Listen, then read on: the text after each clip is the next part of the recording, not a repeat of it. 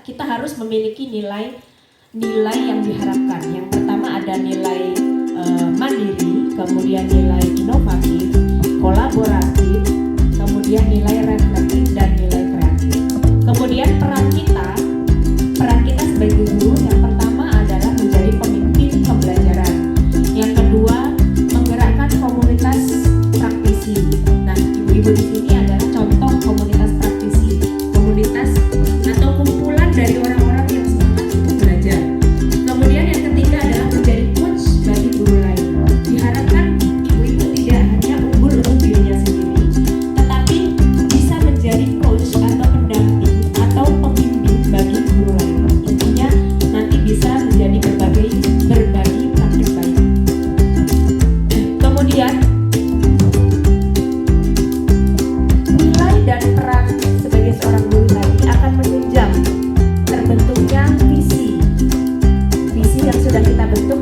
Tentu Bapak Ibu sudah ingat ya visi sekolah kita, mewujudkan sekolah yang unggul dalam prestasi, berbasis digital dan berkarakter profil pelajar Pancasila. Itu visi sekolah kita.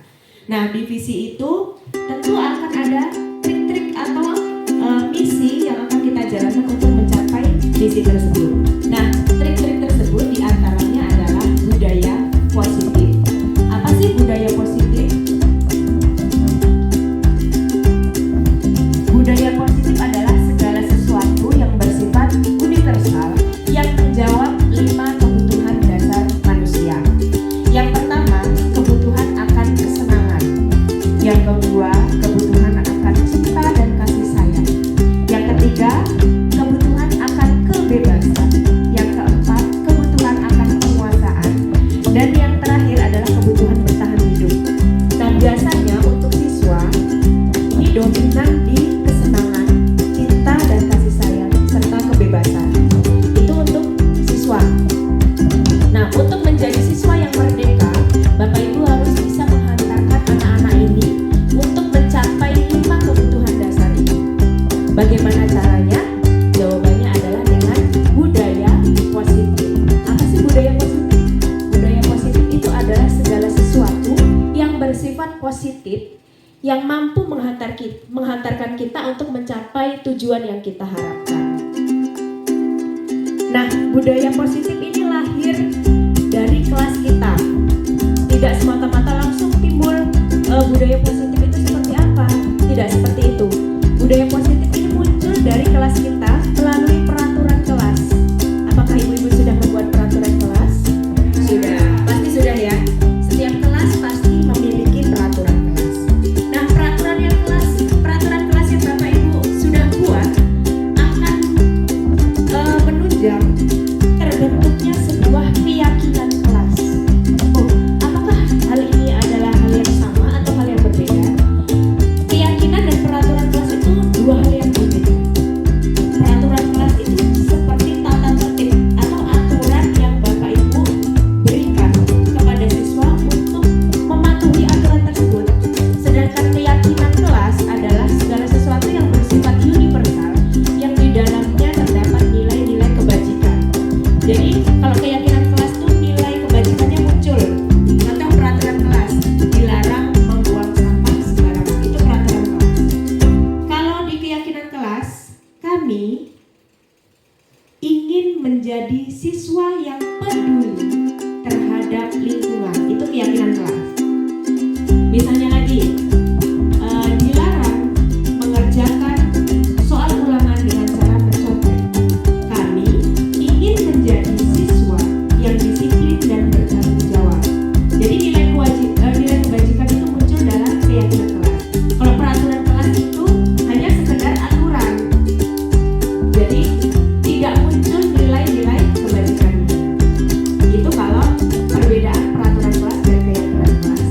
Nah, setelah kelas tersebut terbentuk sebuah keyakinan kelas, maka anak-anak itu akan menjadi lingkungan yang positif. Lingkungan yang positif adalah lingkungan yang mampu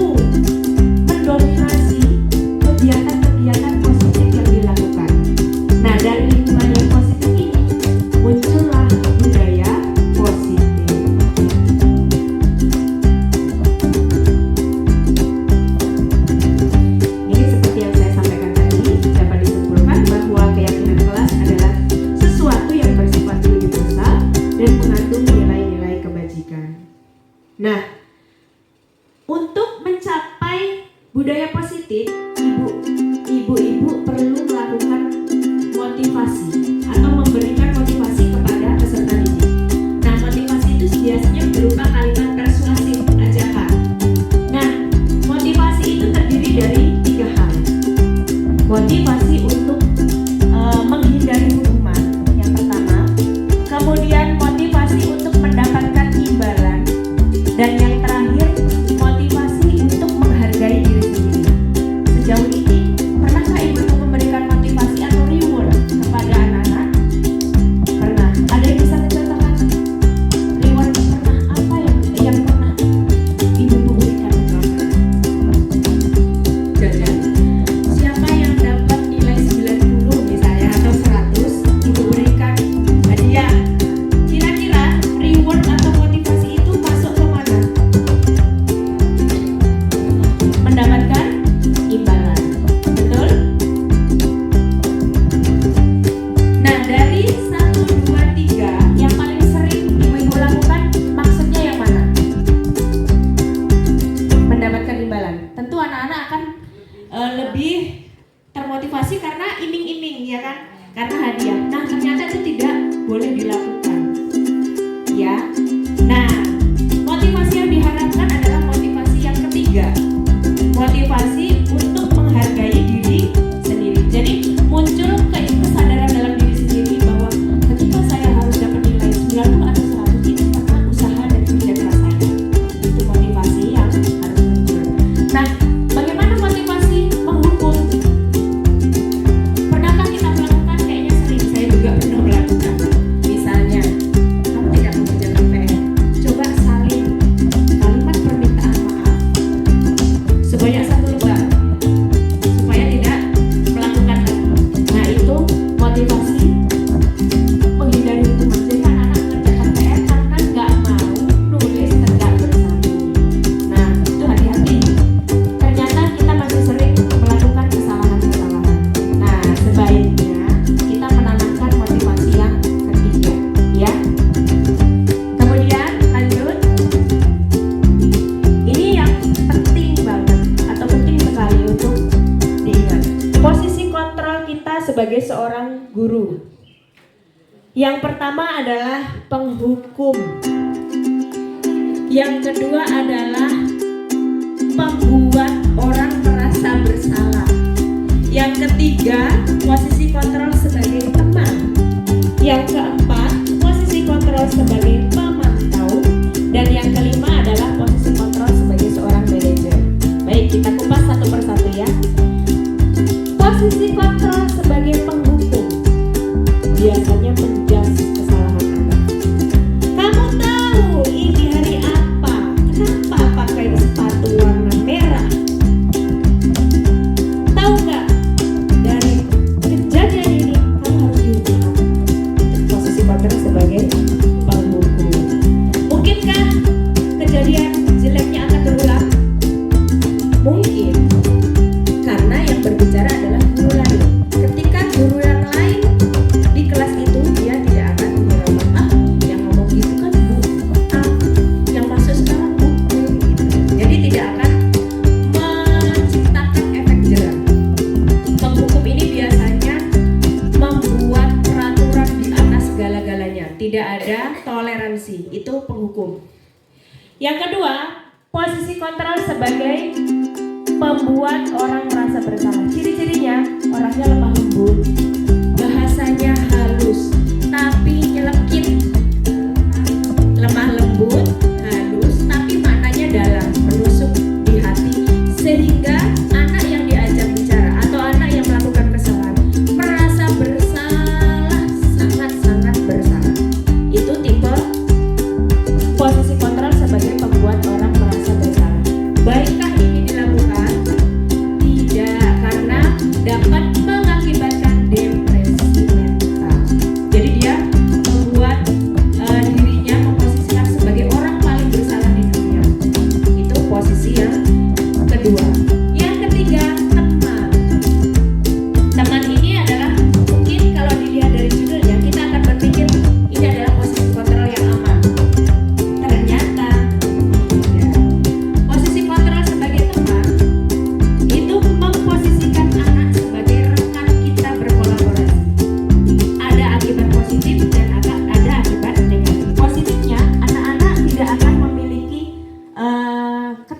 berlebihan ketika menghadapi kita.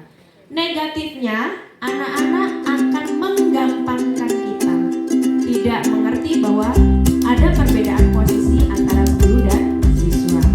Kemudian yang terakhir, keempat, pemantau. Pemantau ini tidak galak, tidak juga lembut. Dia mengawasi, dia berwibawa, dia hanya menekankan konsekuensi. Konsekuensinya misalnya begini, kamu tidak mengerjakan PR. Tahu konsekuensinya? Ya Bu, saya harus mengerjakan di luar. Nah, itu namanya pemantau. Pemantau ini biasanya orangnya sudah menentukan kesepakatan atau keyakinan kelas di awal. Dia tidak perlu banyak bicara untuk menjas kesalahan yang siswa lakukan. Itu pemantau. Dan yang terakhir, yang paling baik di antara yang lain, yaitu posisi sebagai manajer. Posisi sebagai manajer ini sangat-sangat sulit untuk dicapai. Tapi bukan hal yang tidak mungkin. Pasti kita bisa kalau kita mau berusaha. Posisi manajer ini adalah dicirikan yang pertama, jika ada kesalahan, maka siswa dihadapi dengan segitiga restitusi. Artinya, siswa diharapkan menawarkan diri untuk mencari solusi terbaik. Jadi bukan kita yang mencarikan solusi, tapi siswa menyadari dan mencari solusi atas masalah yang dia perbuat. Kemudian seorang manajer tidak akan menekan kesalahan orang lain. Itu manajer. Kemudian seorang manajer juga akan selalu berusaha mendekatkan diri dengan objek atau pembuat kesalahan supaya kesalahan yang diperbuat tidak terulang kembali. Itu posisi manajer. Nah, Ibu, kalau tadi saya bilang segitiga restitusi, kita lanjut ke cara guru menyelesaikan masalah. Biasanya kalau kita ada siswa berantem, panggil ke kantor. Tadi ngapain? Begini Bu. Siapa aja tadi? Itu ternyata kita sudah menyalahi aturan segitiga restitusi. Restitusi adalah cara mengembalikan kita atau anak atau orang yang bersalah ke garis normal kembali. Itu restitusi. Artinya kita berusaha agar orang tersebut kembali ke kodratnya lagi, tidak melakukan kesalahan. Yang pertama, menstabilkan identitas. Ketika ada orang yang bersalah terus berhadapan dengan kita, yang pertama kita lakukan adalah menstabilkan identitas. Apa sih maksudnya menstabilkan identitas? Menguatkan orang tersebut bahwa setiap manusia pasti pernah melakukan sebuah kesalahan. Tidak ada manusia yang sempurna. Itu ciri dari menstabilkan identitas. Artinya berusaha mengembalikan orang itu untuk ini loh, kamu tuh tidak sendiri. Setiap orang itu pernah punya masa melakukan kesalahan supaya tidak down. Itu tahap yang pertama. Kemudian tahap yang kedua, validasi tindakan yang salah. Nah, tindakan yang telah diperbuat siswa yang salah, kita tekankan bahwa itu salah, itu tidak benar. Anggapan dia atau anggapan siswa tersebut terhadap pemikirannya yang salah, itu kita harus patahkan. Itu namanya validasi tindakan yang salah. Contoh pada waktu itu Fania, saya jadikan sampel atau objek tugas saya. Fania sering sekali tidak mengerjakan tugas pada waktu itu. Itu hanya subjek ya, ada hanya sampel. Kemudian Fania menjawab, mohon maaf Bu, karena selama ini yang bantu mengerjakan PR saya Mama. Nah, Mama sekarang sering marah-marah. Kata Fania. Marah-marah tidak jelas, tidak tahu penyebabnya apa. Sepertinya Mama sudah tidak sayang lagi dengan Fania. Itu adalah validasi tindakan yang salah. Nah, kita harus mematahkan anggapan bahwa Mama tidak sayang lagi terhadap Fania. Itu harus dipatahkan. Harus kita kembalikan bahwa tidak ada orang tua yang tidak sayang terhadap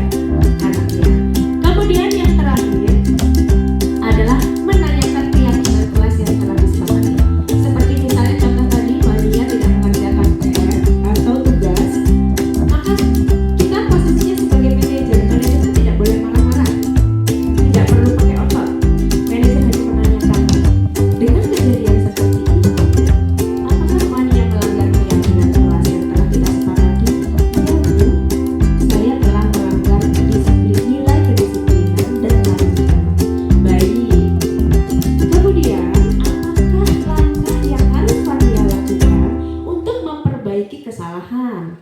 Itu seorang manajer. Baik Bu, saya akan mencoba untuk belajar secara mandiri melalui Google, YouTube, dan meminta bantuan terhadap Bapak Ibu guru atau teman-teman secara kelompok. Nah, itu adalah contoh dari menanyakan keyakinan kelas. Artinya teman-teman atau anak kita berikan kesempatan untuk membuat pemecahan masalah, tapi dari idenya sendiri. Tidak boleh kita tekan dengan kemauan kita. Kamu harus begini, kamu harus begitu. Kalau harus begini, harus begitu, berarti masih posisi kontrol yang keberapa Bapak Ibu? Ke-1, pendukung. Kamu harus begini, harus begitu, gitu kan ya. Nah, ini adalah gambar segitiga restitusi.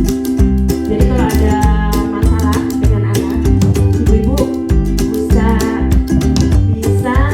mulai menerapkan dari yang pertama, menstabilkan identitas dulu, kemudian validasi yang salah, kemudian yang terakhir baru menegakkan keyakinan kelas. Di situ adalah anjuran sebagai seorang guru yang baik untuk menyelesaikan masalah. Baik, itu adalah contoh dari budaya positif. Nah, budaya positif itu bisa diimplementasikan dari berbagai hal, baik dari awal datang Bapak Ibu menyambut dengan pembiasaan 5S, kemudian literasi di kelas, kemudian dengan model pembelajaran yang menarik, itu sudah termasuk budaya positif. Intinya budaya positif itu adalah segala sesuatu kegiatan yang bersifat positif. Dari sini adakah pertanyaan ataukah ada yang ingin ditanyakan dari ibu semua tentang implementasi budaya positif di sekolah?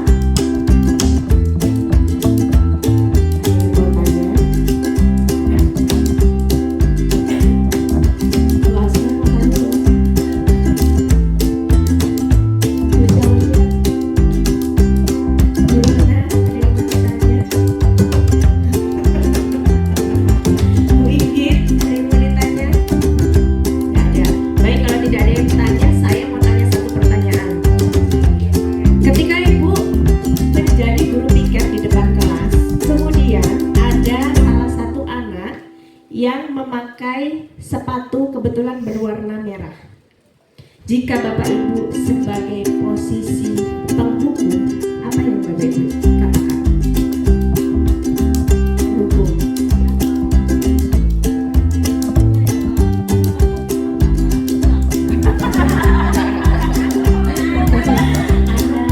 Mengerikan sekali ya. Baik, yang kedua, kalau posisi sebagai pembuat orang merasa bersalah. Ayo, kita buat orang merasa bersalah. Intinya apa tadi Pak? Lemah lembut, tapi mayor menyakitkan.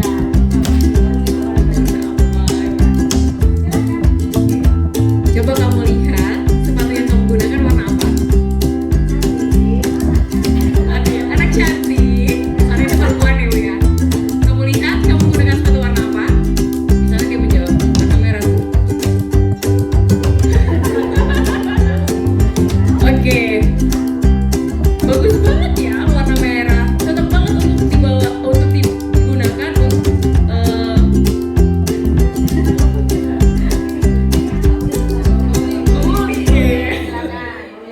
Saya selalu di kelas Andrew, tahu nggak? Hari ini hari apa?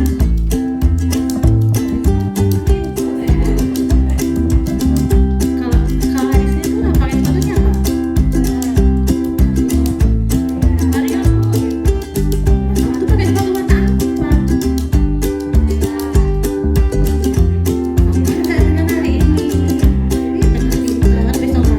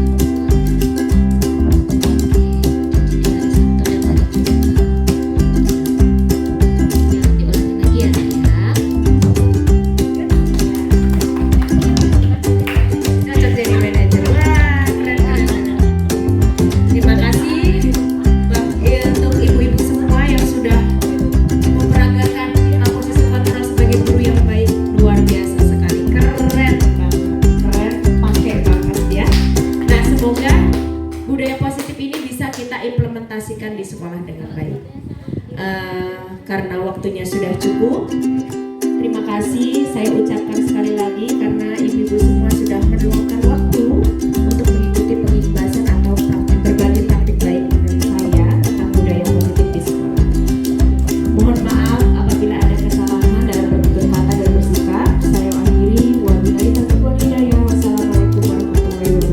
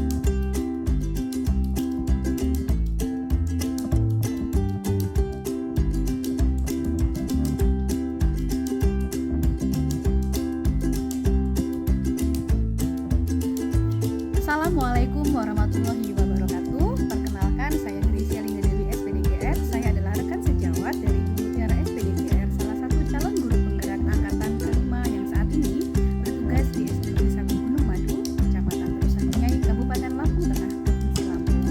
Di sini saya akan memberikan sedikit testimoni mengenai praktik baik budaya positif yang telah diberikan Ibu Mutiara kepada peserta didiknya yang secara tidak langsung juga berimbas kepada kami rekan sejawatnya. Melalui praktik baik budaya positif tersebut, kami selaku teman sejawatnya menjadi tahu bagaimana pentingnya budaya positif, terutama keyakinan di kelas atau di sekolah. Bukan sekedar kesepakatan kelas saja atau sekedar peraturan saja, namun selain itu kami juga tahu bagaimana menyelesaikan masalah dengan menggunakan segitiga restitusi. Kemudian kami juga dapat mengerti posisi kontrol yang baik sebagai seorang guru, dan kami juga harus bisa menjadi seorang